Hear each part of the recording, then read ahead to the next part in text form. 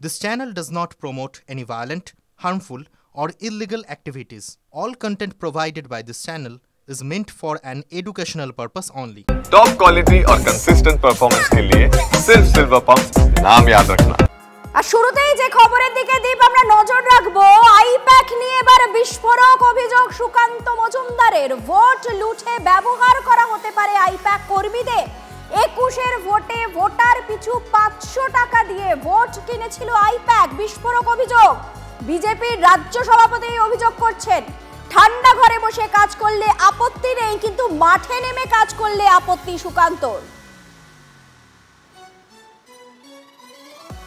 যে গণতান্ত্রিক পদ্ধতির যে একটা ন্যাচারাল ফ্লো আছে, ন্যাচারাল প্রসেস আছে, তাতে এই ধরনের এজেন্সি ঘরে বসে কাজ করলে ঠিক আছে, কিন্তু মাঠে গিয়ে, যেটা আমরা দেখেছিলাম 21 সালে এরা বিভিন্ন ব্যক্তির সাথে বাড়িতে গিয়ে গিয়ে তাদের অ্যাকাউন্টে 500 টাকা করে ঢুকিয়েছিল।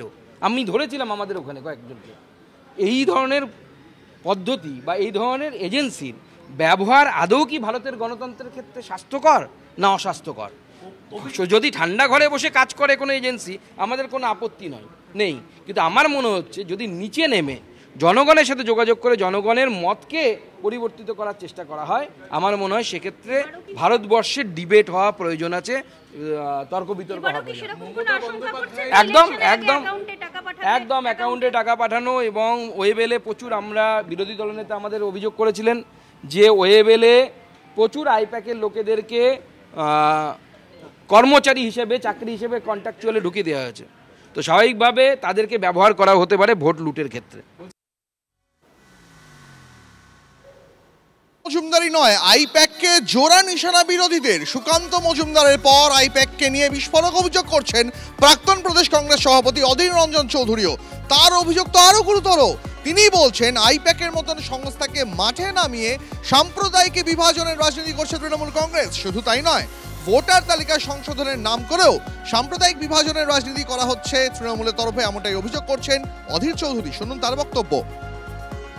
এই এজেন্সির নির্দেশে, দিদির পরামর্শে সাম্প্রদায়িক দাঙ্গা করানো হলো এবং হিন্দুদেরকে বোঝানো হলো হিন্দুরা এক হোক। এই এজেন্সির এগুলো প্রেসক্রিপশন ছিল।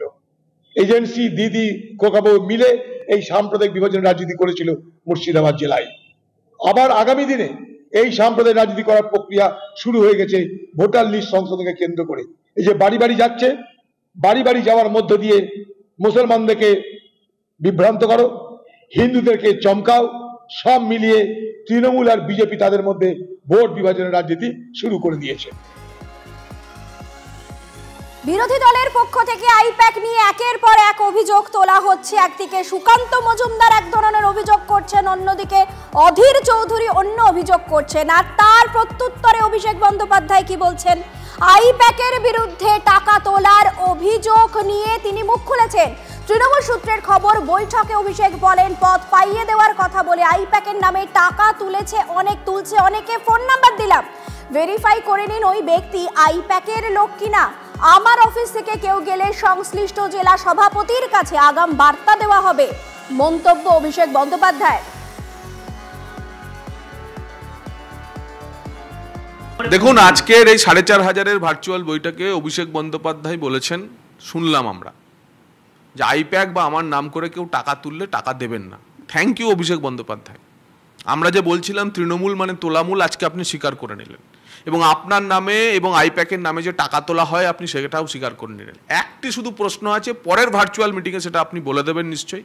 আপনার সাংসদ এই তোলাবাজি যেটা হয় তার ভাগ বলে দিয়েছিলেন, 75-25-এর ভাগ। এই রেটের কোনো অদল বদল হয়েছে কিনা? আমরা বারবারই বলতাম যে তৃণমূল মানে তোলামূল, তোলাবাজিটা এদের ধর্ম। সেটা আজকে আপনি স্বীকার করে নিয়েছেন। এই তোলাবাজির বকরার যে ভাগটা কতটা নিচে থাকে, কতটা আপনার কাছে আসে, পরের বৈঠকে আপনি বলে দেবেন। আমার আইপ্যাকের নাম করে টাকা, উনি বলছেন আমার আইপ্যাক। আগেও বলেছি, আইপ্যাক এখন অভিষেকের কোম্পানি, অভিষেকের নাম করে টাকা, অভিষেকের আইপ্যাকের নাম করে টাকা। এবং এগুলো উনি নতুন কি বলছেন? এ তো ওলাফলিক খ্যাত মদন মিত্র অনেকদিন আগে বলে দিয়েছেন যে আইপ্যাক টাকা দিয়ে সমস্ত কাজ করাচ্ছে। তখন তো বলতে পারেননি যে মদন মিত্র আমার চাইতে তাহলে বেশি ঠিক কথা বলেছে, বলতে পারেননি। তো ওর উচিত মদনকে নিয়ে এসে দায়িত্ব দেওয়া, কারণ ওর চাইতে আগে সত্য কথাটা মদন বলেছে। তার আগে তৃণমূলের নেতারা জানতেন, সবাই চুপ করে থাকতেন। ভোট কুশলী সংস্থা আইপ্যাকের বিরুদ্ধে নিশানা করছেন একের পর এক হেভিওয়েট বিরোধীরা। কি বলছেন তৃণমূল কংগ্রেসের ফরহাদ হাকিম, শোনাবো আপনাদের। বিজেপি আসলে জানে না তৃণমূল মানে সংগ্রাম, তৃণমূল মানে ত্যাগ, তৃণমূল মানে মানুষের প্রত্যাশা। এজেন্সি হচ্ছে যারা পোলিং এজেন্ট দিতে পারে না, এজেন্সি দিয়ে তাদের এখানে এই চেতলাতেই তাদের বসাতে হয়। হোর্ডিং মারার লোক নেই, ব্যানার মারার লোক নেই, এজেন্সি দিয়ে করতে হয়। আমরা নিজেদের সংগঠনের ভরসায় থাকি। নিশ্চিতভাবে আজকালকার যুগ অনুযায়ী কম্পিউটার করা, কোনো এজেন্সিকে দিয়ে স্টাডি করানো, টিভিতেও করে সমীক্ষা, তো এইগুলো এজেন্সি করে। কিন্তু মমতা ব্যানার্জির অর্গানাইজেশন এত শক্ত যে তাকে উপড়ে ফেলার মতন ক্ষমতা বিজেপির কোনো এজেন্সির নেই। এজেন্সির ভরসায় থাকে ইডি, সিবিআই, এদের ভরসায় থাকে, এজেন্সি দিয়ে কাজ করায়। এই মুহূর্তে আমাদের সহকর্মী সায়ন্ত আমাদের সঙ্গে রয়েছেন, আমি সরাসরি সায়ন্তর কাছে চলে যাব। সায়ন্ত, ভোট কুশলী সংস্থা আইপ্যাকের বিরুদ্ধে গুচ্ছ গুচ্ছ অভিযোগ রয়েছে, এমনকি সেই অভিযোগও তুলেছিলেন একেবারে খোদ তৃণমূল কংগ্রেসের বিধায়কও। তারপর মমতা বন্দ্যোপাধ্যায় বললেন এটা নতুন আইপ্যাক, আর সেই নতুন আইপ্যাকেই কি 26-এর আগে ভরসা রাখছে তৃণমূল কংগ্রেস?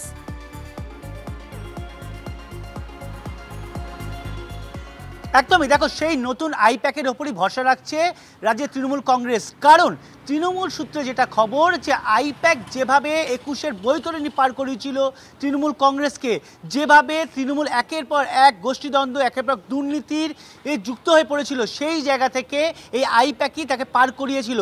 এটা হচ্ছে তৃণমূলের একাংশের দাবি করেছিল, যদিও তৃণমূলের যারা প্রবীণ নেতৃত্ব বা অনেকেই দাবি করেছিল আইপ্যাক অভিষেকের অফিসে, যেটা অভিষেক বন্দ্যোপাধ্যায় গতকাল বৈঠকও বলেছে যে তার অফিসের নাম করে টাকা তুলেছে বা সংগঠনে বড় দায়িত্ব পাইয়ে দেওয়ার নাম করে তারা টাকা নিয়েছে।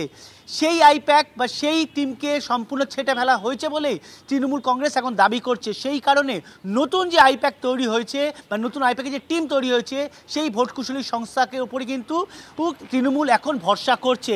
আর সেই ভরসার জায়গা থেকেই কোথাও না কোথাও তৃণমূলের সর্বাধিক সাধারণ সম্পাদক মনে করছে যে আগামী 2026-এর বিধানসভা ভোট যে বৈতরণী, সেটা পার করে দেওয়ার ক্ষেত্রেও আইপ্যাক গুরুত্বপূর্ণ ভূমিকা গ্রহণ করবে। আর সেই কারণে কিন্তু গতকাল আইপ্যাকের ওপরে যে কতটা দায়িত্ব দেওয়া হচ্ছে সেটাও কিন্তু অভিষেক বন্দ্যোপাধ্যায় নির্দিষ্ট করে দিয়েছেন। তবে একটা কথা আমাদের নজর থাকবে, নজর রেখো। এদিকে ফের দলের সংগঠনের রাশ ধরতে সোশ্যাল মিডিয়ায় অভিষেকের সমর্থনে একের পর এক পোস্ট আগামীকে মানতে হলো। দলের রাশ অভিষেকের হাতেই, যুব সমাজের নতুন জীবন, সোশ্যাল মিডিয়ায় একের পর এক পোস্ট। অভিষেক আমাদের সবার নেতা সুব্রত বক্সির মন্তব্য উদ্ধৃত করেও পোস্ট করা হয়েছে সোশ্যাল মিডিয়ায়।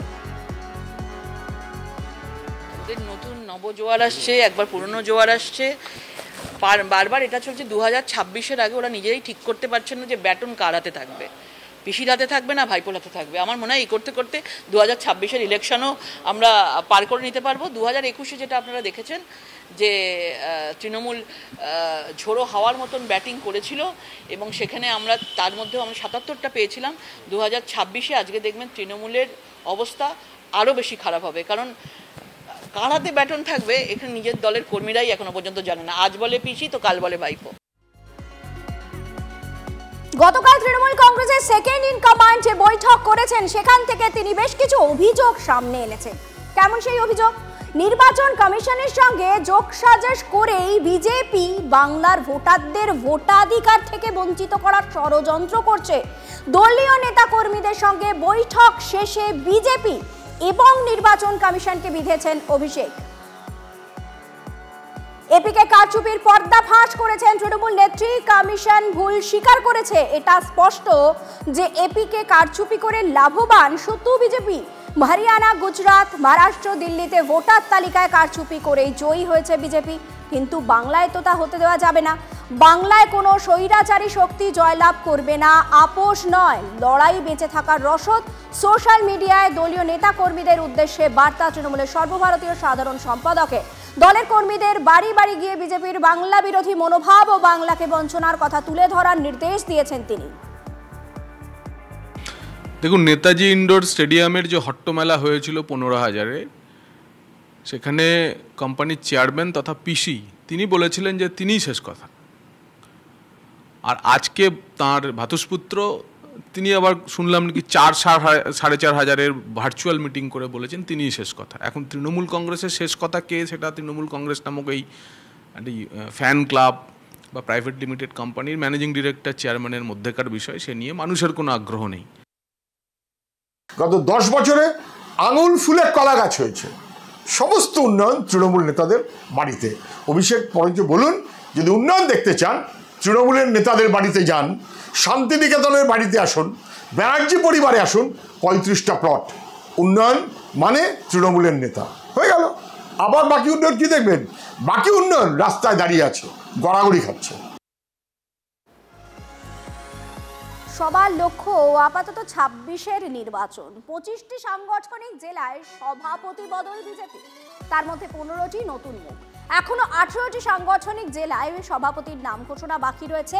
বাকি জেলা সভাপতি নির্বাচনের প্রক্রিয়া দ্রুত শেষ করতে চায় বিজেপি। সেই লক্ষ্যে রবিবার বৈঠকে বসছেন বিজেপি নেতৃত্ব। থাকছেন বঙ্গ বিজেপির দায়িত্বপ্রাপ্ত কেন্দ্রীয় নেতৃত্ব সুনীল বানসাল।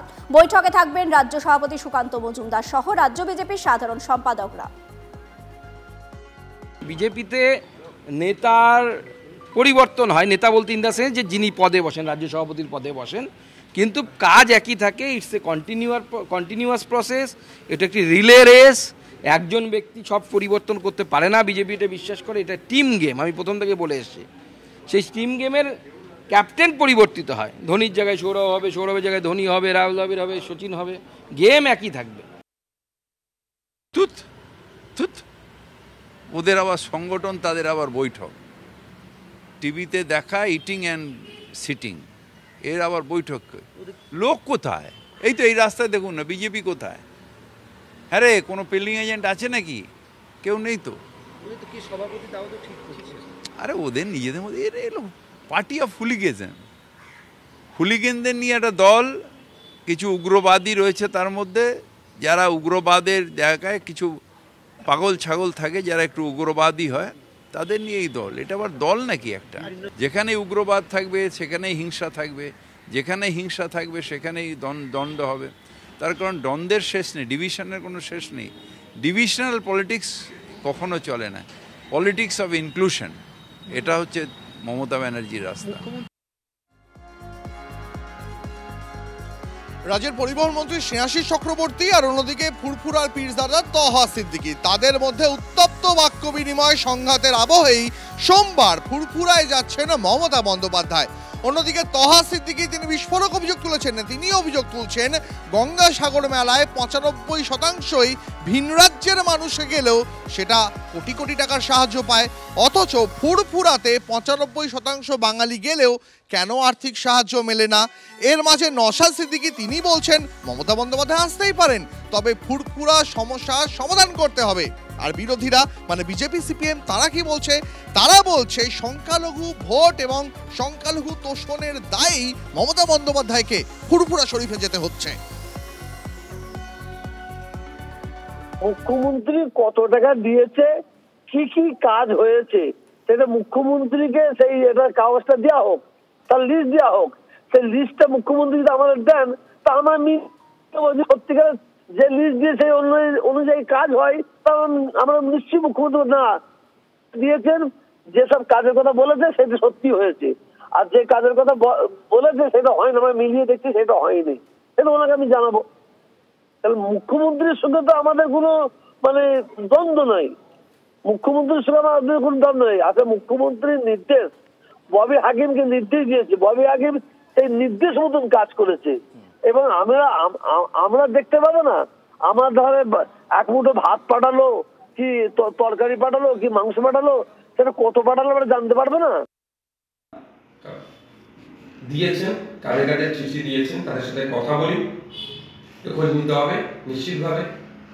সে বার্তাটা যাতে পাঠানো যায়, পৌঁছানো যায়, তার ব্যবস্থা করব। আগামী দিনে ফুরফুরা নিয়ে কি ভাবছেন? আমি শুধুমাত্র ফুরফুরা শরীফ নিয়ে ভাবি না, আমি সমগ্র রাজ্যের কথা ভাবি। মুখ্যমন্ত্রী ইতিপূর্বে অনেকবার একাধিকবার এসেছে, 2021-এর পরেই প্রথম আসবেন বলছেন, অফিসিয়ালি আজকে জানতে পারলাম যে 17 তারিখে আসতে পারে। এখানকার মানুষের অভাব অভিযোগ শুনবে, যে কোনো জায়গায় যাচ্ছে, কিন্তু যেগুলো অভিযোগ হবে আশা করছি সেগুলোকে যাতে দ্রুত নিরসন করা যায় তারও যাতে ব্যবস্থা করে। দুধেল গাইদের তোয়াজ করার নীতি তো তার আজ থেকে না, যেদিন থেকে সরকারে এসছেন সেদিন থেকেই দুধেল গাইদের তোয়াজ করার নীতি তিনি নিয়ে চলেছেন। তো তার ফলে ফুরফুরাই হোক, ঘুটিয়ারি হোক, মেদিনীপুরের উড়াস হোক বা বসিরহাটের ছোট হুজুরের মাজার হোক, উনি সর্বত্রই যাবেন। আমরা চাই যে সনাতনী হিন্দু বাঙালির স্বার্থ, সংস্কৃতি, ঐতিহ্য এবং ধর্মীয় আচার রক্ষা করার জন্য তিনি কি করছেন তা তিনি স্পষ্ট করুন। মুখ্যমন্ত্রী ম্যানেজ করবে তোহা সিদ্দিকীকে। এই তোহা সিদ্দিকীতে সহায়তা মুখ্যমন্ত্রী হয়েছিলেন। যখন মুখ্যমন্ত্রী ক্ষমতা আসে তোহা সিদ্দিকীরা প্রচুর বড় ভূমিকা নিয়েছিল মুখ্যমন্ত্রীকে চেয়ারে বসানোর জন্য। আজ প্রয়োজন ফুরিয়ে গেলে দিদি ফেলে দেয়। দিদির বক্তব্য একটা, কাজের সময় কাজই, কাজ ফুরালে পাজি। তোহা সিদ্দিকীতে ফেলে দিতে চাইছে, অথচ এই তোহা সিদ্দিকীর একদিন মুখ্যমন্ত্রী মমতা ব্যানার্জি ক্ষমতা এনেছিলেন। তাই আজ তাদের অধিকারকে তারা ফিরে পেতে চাইছে, আমি সমর্থন করি তাদের। একের পর এক ঘটনার কারণে মালদা বারবার খবরের শিরোনামে। এখন মালদা মানেই দুষ্কৃতীদের মুক্তাঞ্চল মনে করা হয়। হাতে হাতে গুলি বন্দুক, 24 ঘন্টায় জোড়া খুন, প্রাক্তন মন্ত্রীর বাড়ির সামনেও গুলি চলল। মানিকচকে তৃণমূল বিধায়ক সাবিত্রী মিত্রর বাড়ির সামনে প্রকাশ্য রাস্তায় দুষ্কৃতীরা দাপাদাপি করছে। দেখুন সেই ছবি আমরা দেখাচ্ছি TV9 বাংলায়, হাড় হিম করা সেই ছবি। মালদা মানে কি মুক্তাঞ্চল, উঠছে প্রশ্ন। বাড়ির সামনে গুলি চলার পর বিস্ফোরক, তৃণমূল বিধায়ক সাবিত্রী মিত্র। 7mm পিস্তল তো অনেকের কাছেই আছে, প্রশাসন সব জানে। বেশি বললে বলা হয় আপনাদের দাম কমে গেছে। পুলিশ কর্মীদের একাংশকে নিশানা তৃণমূল বিধায়ক সাবিত্রী মিত্রের। তো কালকে পুলিশের টহলদারি ছিল, তারপরে এই ঘটনাটা ঘটেছে। কেন ঘটেছে বলতে পারবো না, প্রশাসন জানে সব। বেশি বললে নিজে বলে যে আমাদের দাম কমে গেছে, দাম বাড়াতে বলা হয়। আমি দাম বাড়াতে চাই না, আর আমার দাম কমই থাক। আমি নিজের মানিকচকের বিধায়ক আছি, মানিকচকে যা ঘটবে সেখানে আমি আপোষ করব না কারোর সঙ্গে, সেটা আমি দেখে নেবো। আমি যাচ্ছি। আর আমার ওয়ার্ডে যে ঘটনাটা ঘটেছে, 13 নম্বর ওয়ার্ডে আমার বাড়ির পিছনে, সেই ঘটনাটাকেও আমাকে দেখতে হবে। ওসি এবং ওসিরাও পর্যন্ত ভালো কাজ করছে, তার নিচে আর অনেক অফিসার ভালো কাজ করছে না। বসিরহাটে নবনিযুক্ত বিজেপির জেলা সভাপতির বিরুদ্ধে পোস্টার দুর্নীতি সহ একাধিক অভিযোগে পোস্টার পড়লেও বাদুড়িয়ার বিজেপির পার্টি অফিসে। বসিরহাট জেলা বিজেপির সভাপতি সুকল্যাণ বৈদ্য নামে পোস্টারে বিতর্কের ঝড়। বিজেপির দাবি বিরোধীরা পোস্টার লাগিয়েছে, পাল্টা তৃণমূল বিষয়টিতে গুরুত্ব দিতে নারাজ।